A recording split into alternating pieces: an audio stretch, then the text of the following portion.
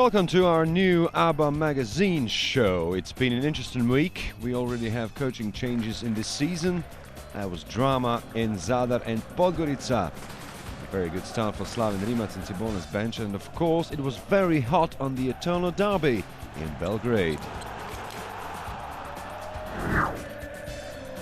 Let's start with the news. There's three changes in coaching staffs of the league. Slaven Rimac has been appointed as new. Cibona's head coach Espachia resigned this week. IGOKEA also has a new coach. Dragan Bajic was released from his post. And in Široki, Damir Vujanovic is no longer trainer. In his place, former Repesa's assistant, Jakša Vulic. We start in Zadar, where the home team played host to MZT Skopje. Both teams not really impressing this season. Marko Ramljak was the first one to score for the home team, as the visitors needed almost 3 minutes to break the deadlock through Damian Stojanovski. After Andrew Lawrence's points, Zadar led by 7-2, and after that Zadar's best player Marko Šutela opened his scoring account.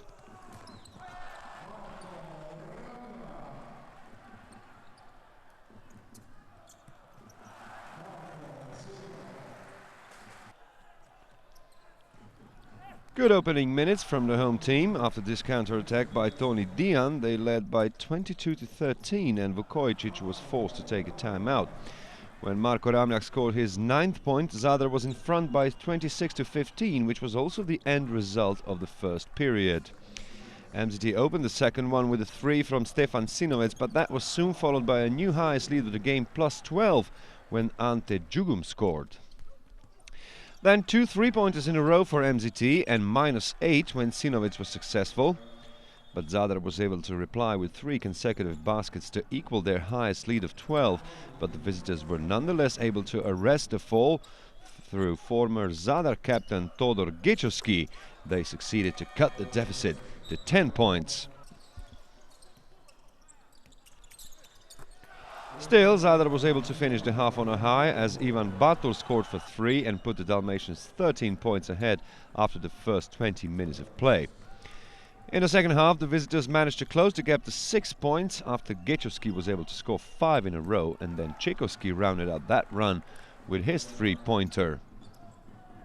Still, they couldn't quite catch Zadar as Marko Šutela scored 3 out of his 14 to make it 53-44. It got even worse for MZT as Ante Djugum scored 8 in a row to mark a new highest lead with a game of 15. Everything pointed to an easy home win after 30 minutes of play, after which it was 61-47. But when Toni Dian scored in the 33rd minute to renew Zadar's highest lead of 15, the home team completely stopped and MZT was able to score the next 14 points to close the gap to just a point after a successful 3-pointer by Kate Davis less than 4 minutes before the end.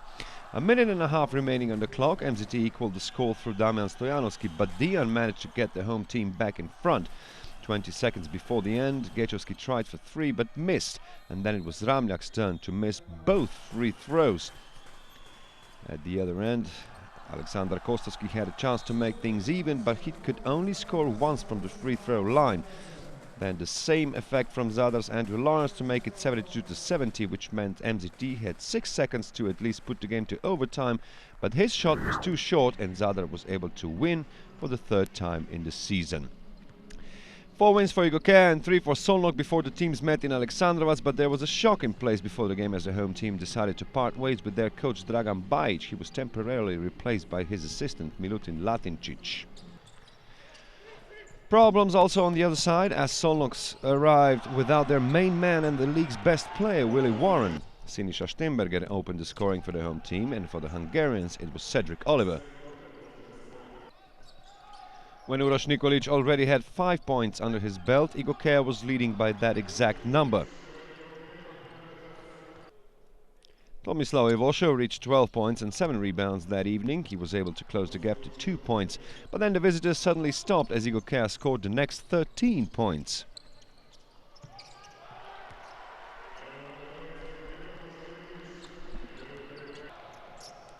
Cedric Oliver was having a good evening, 15 points in the end for him, 31-18 after his basket. Akos Horvat was the last one to score in the first half. Those were his only points of the night. It was 37-27.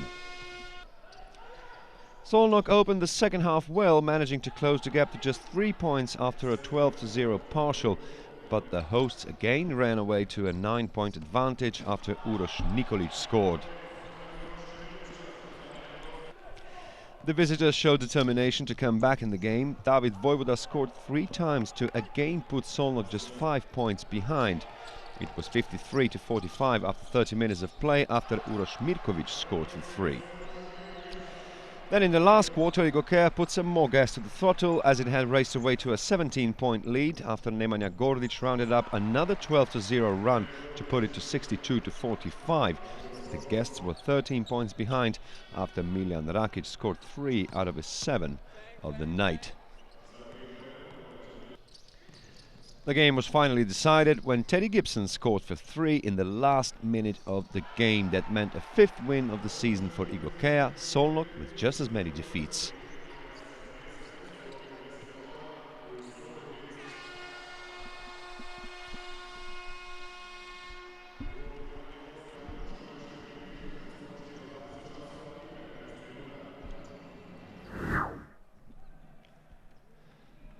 Budućnost played host to a resurgent Olimpija who had previously managed to win for the first time this season. Čedomir Vitkovac opened the scoring for the home team, and for Olimpija it was Alen Omić, who in the end reached record numbers, scoring 17 and rebounding 9. Budućnost led by 11-4 when Suat Šehović scored the first 3-pointer, but then Omić and Gailius by themselves equaled the score to 14. Budućnost won the first quarter by 18-16 with all the points for the visitors provided by Omić and Gailius. Gailius was eventually the game's best scorer with 21. He opened the second period with a 3-pointer to put Olimpija in front for the first time. Akindele then equal to 31. He caused many problems to the visitors' defense, but they did manage a better conclusion to the first half. Here is Bubnic taking care. Olimpija was just 5 points behind after 20 minutes of play. Gailius was again mainly responsible that Olimpija was in front for the most of the third period, but then a run of 7 consecutive points for Budućnost rounded up by Mihailovic's 3, and the home team looked a lead of 1 point after 3 quarters. Then Budućnost again led by 5 after Mihailovic was again scoring for fun. But then Nebojša Joksimovic scored for 3 to again equal the score. Akindele eventually finished the night with 16 points and 11 rebounds, and when he put it to 71-64 in the 39th minute, the game seemed to be all but over. But then the real drama started. Salin first closed the gap to just 4 points with a 3. And then Vitkovac on the other end scored to make it 73-67. 30 seconds before the end, both Omić and Bubnic missed their shots, but the ball fell to Sasu Salin, who hit another 3 to make it 73-70. At the other end, Akindele was only half successful from the free throw line, after which Bubnic managed to score his 12th point to put the visitors just a point behind. Then Vitkovac scored both free throws, but it was still just a 1-point lead after Omić slam dunked at the other end. Then just 4.7 seconds before the end, the MVP of last year's regular season, Alexander Chapin, somehow managed to miss both free throws, after which Omić was able to pass the ball to Vladovic, who in turn scored a sensational winner right on the buzzer. Great joy for Olimpija, much more nervous though around the referees, who eventually labelled the shot valid. Budućnost soon appealed after the game, so we don't have the result as of now, but for now, as it goes down as a second consecutive win for Olimpija, it's still not official though. Cibona arrived to Novo Mesto with a new coach after Neven Spahia resigned this week. In his place, a former Croatian national team player, now 39-year-old former Spahia's assistant Slaven Rimac, with his new assistant, last year still with Krka, Jurica Golemac. Cibona opened the game well as it took the lead by 7-0 after Šarić's points. Matej Rojc was the first Krka scorer for almost 3 minutes into the match. Then the next 5 points were scored by Jasmin Hukic, and soon after Krka took the lead for the first time through Rojc's three-pointer. Unfortunately for the home team, Hukic then picked up an injury and was forced to retire from the game. Still, Krka continued with a good display as it was leading by 5 points by the time Pavic scored 2 out of his 10 altogether, but after that it had stopped almost completely. First, Šarić scored 6 consecutive points to give Cibona the lead, and then both players Spahia was trying to get rid of scored for 3, Jarell Blasingame and Daryl Strawberry pushing the visitors to a 30-21 lead. Darko Planinic finally had a good game. He reached 10 points in the end and rounded up this 18-3 partial for the guests, which gave them a 10-point lead. Krka was able to arrest a fall and close the gap to 5 after Muric hit a 3, but that was a brief spell as Cibona was able to secure its highest lead of the game right at the end of the first half when Marin Rozic rounded up a 10-3 partial. It was 45-33 after the first half. Then a good response from Krka at the beginning of the second, 7 consecutive points for the home team, and the gap was 5 after this Muric's 3. Andrija Žižić was able to reply quickly and Cibona was soon back a 10-point lead. It was still the same when Davor Kus succeeded in scoring his first points of the season, but then Cibona made sure the lead was even higher at the end of the third quarter, 66-52, courtesy of Darko Planinic. Jaka Klobuchar was Krka's best scorer with 15 points. He scored the first 4 of the last period to close the gap to 10. Only 8 when Chris Booker scored for 3, but it was all in vain as Jarell Blasingame had a good game of the season. He reached 14 points and as many as 12 assists. When Rozic scored his second three-pointer just over a minute before the end, the game was actually over. 5 defeats now for Krka and as many wins for Cibona. And now we're about to meet its new coaching duo.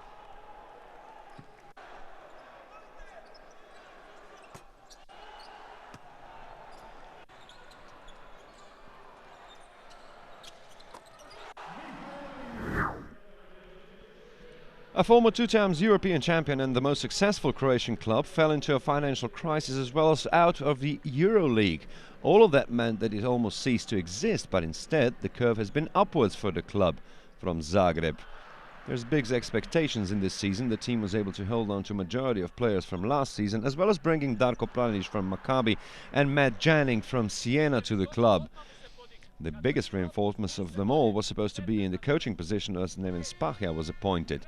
He noticed a lack of engagement of some players but couldn't do anything about it. He tried to replace Strawberry and Blasingame, but the club is under suspension of acquiring new players until there's a settlement between the club and former players Damir Markota and Marko Tomas. And because of that position, Spahia chose to resign. There are no ideal situations. It was my intention to be an assistant at a high level for the next 3 or 4 years, but sometimes life just surprises you and you have to go down to work.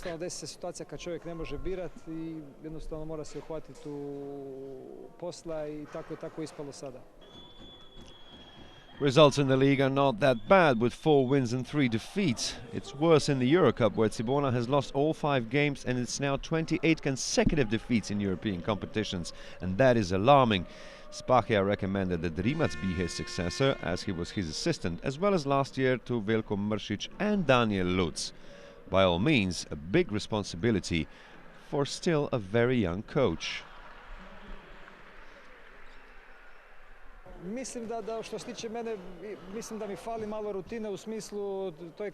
Well, athletes are used to pressure. As far as I'm concerned, I still feel I'm a little short on routine. You need to get accustomed to certain obligations, which I still don't find usual. For 20 years I have lived under different circumstances as a player, but as far as knowledge goes, I don't anticipate any problems at all.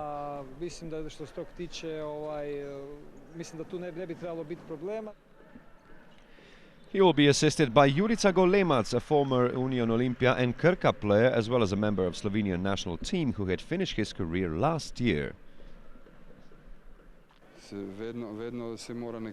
Well, you have to start somewhere. Slaven has been here as an assistant coach for 2 years now, so he has some experience. Also, we have worked together well as players, and we both understand the game. We also have a good rapport with the players we have here, and I believe that is the way to success.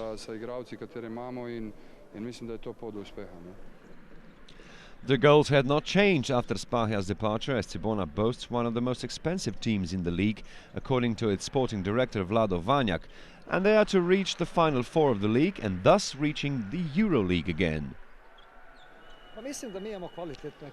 I believe we have a lot of quality in our team. We are fighters. We fight in every game.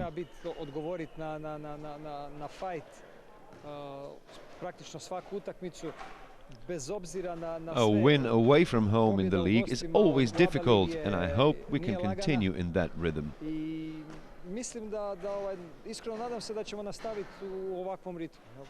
I don't want to talk about that too much. We're just taking it game by game. Now we're facing Le Mans in Europe, and we will do our best to start winning in Europe after those 28 successive defeats. I'm sure in our quality, and I believe we will show that. A lot will of course depend on the chemistry of the team, with the troubles resurface once Spahia is gone. Well, Strawberry and Blasingame are one of the most expensive players in Cibona, and of course it is expected of them to play the best of the lot. I think our success will heavily depend on how those two play for the team.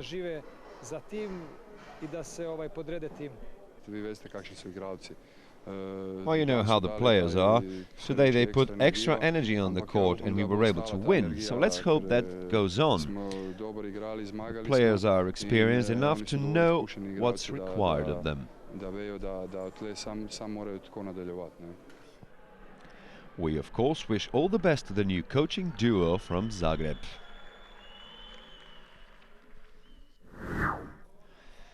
Cedevita hosted Radnički, a team which had already tasted success in the Croatian capital this season. It was against Cibona in the first round. The visitors were the first ones to score through Sava Lešić, Luka Babić equaling on the other side.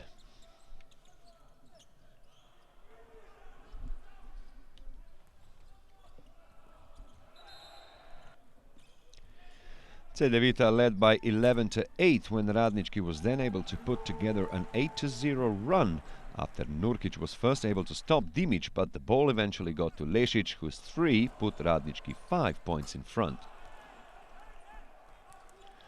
Nurkic was supplying great energy to Cedevita's cause. He reached 16 points and 8 rebounds in just 18 minutes of play, and the home team retook the lead by 18-16.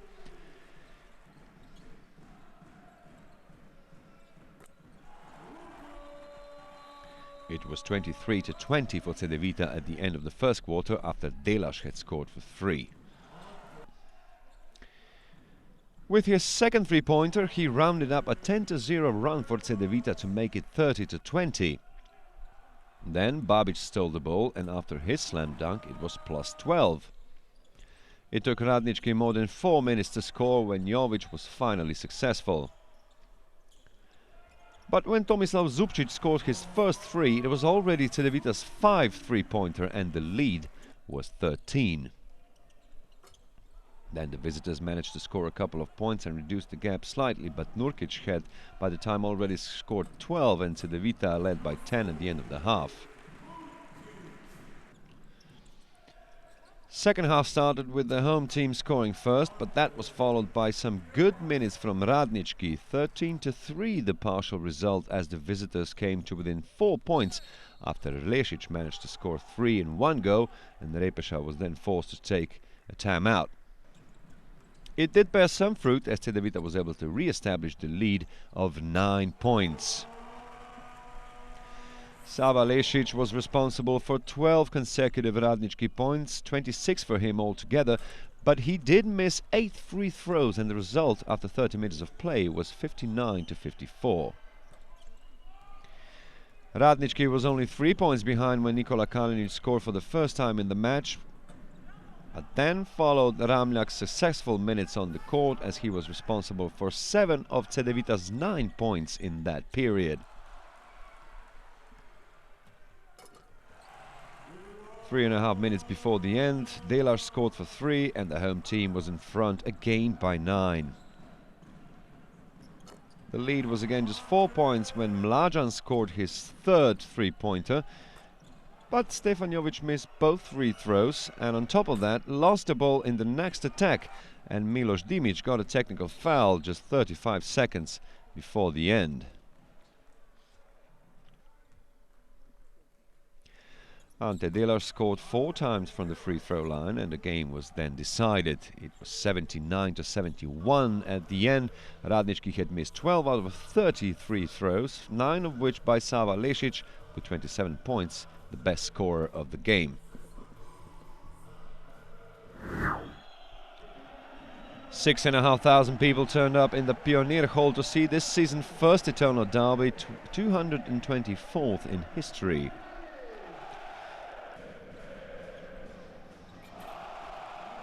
Nikola Milutino opened the scoring, and for the visitors it was Boban Marjanović who was eventually the game's best scorer with 27 points. The Frenchman Lauvergne was having a good game, and when he dunked in the counter-attack, Partizan had raced away to a 19-8 lead. DeMarcus Nelson scored on the other side to make it 21-13, and the quarter ended with the home team in front by 7 points. In the second period, Charles Jenkins came to life. He scored twice from the three-point line and the visitors were behind by just 5 points. Boban Marjanović had reached 14 points already in the first half, and Zvezda was slowly but surely catching up with the hosts after a 9-2 partial. Blake Shield was the last one to score in the first 20 minutes of play, and Partizan lead after that was minimal. Then Zvezda took the lead for the first time in the match when Boban Marjanović scored both free throws. He only missed one the whole game. Bogdan Bogdanović was Partizan's best scorer on the night with 22 points, his self-confidence on show as he laid it up over the 25 centimeters higher Boban Marjanović. Then Nelson took advantage of a rather confused display by Boris Dalo, and Crvena Zvezda was leading again, but that was followed by an 8-2 run by Partizan, rounded up by Dragan Milosavljević, as the home team was leading by 6 after 30 minutes of play.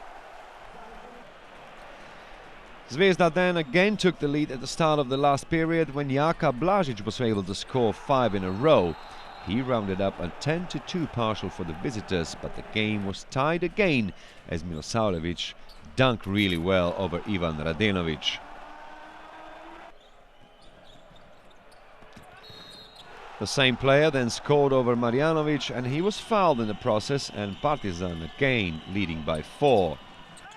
But the visitors were persistent and took the lead again when Marjanović was successful. Blažić had a chance to win the game for Zvezda, but he missed badly on the buzzer, and on the other side, Lauvergne was able to take the game to overtime just 1.6 seconds before the end. 1 second remaining on the clock, but that was missed by Simonović. In overtime, Zvezda almost immediately took a 5-point lead as Nelson was twice successful from the 3-point line. And when Blažić did the same, the lead was 6 points. It was still possible for Partizan to get back in the game as Blažić made a mistake and Kinsey on the other side managed to take the host to within just 2 points. But Blažić then managed to make up for the mistake he had made previously and decided the game after a good offensive rebound. A huge win for Zvezda in the end. So Olimpija, with that incredible winning basket by Vladović, was able to win twice in a row now, although we might point out that the win is still not regular official. So Cibona was successful in Slovenia for the second time this season, but the biggest win of the round has to go to Crvena Zvezda as it has edged the Eternal Derby.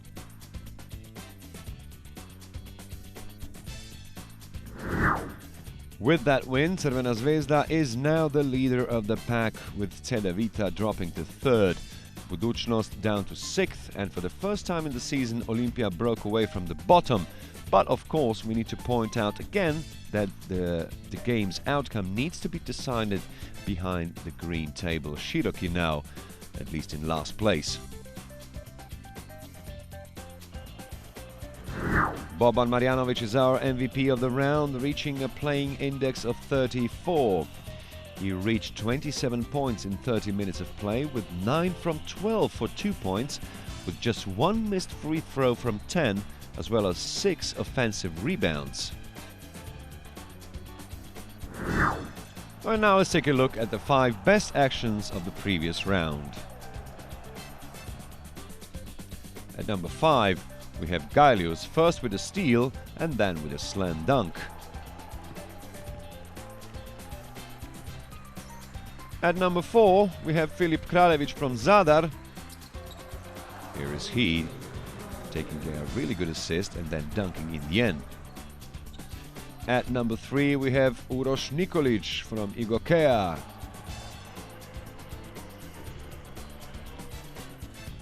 At number 2, this has to be the best and the nicest slam dunk of the round, Dragan Milosavljevic for Partizan. And there should be no question about this week's number 1 for this sensational win for Olimpija, Jako Vladovic. Apparently, in the last moments of the game, Budućnost did appeal, but it seems that the game will be valid once the deliberation is over. We still have to wait, though.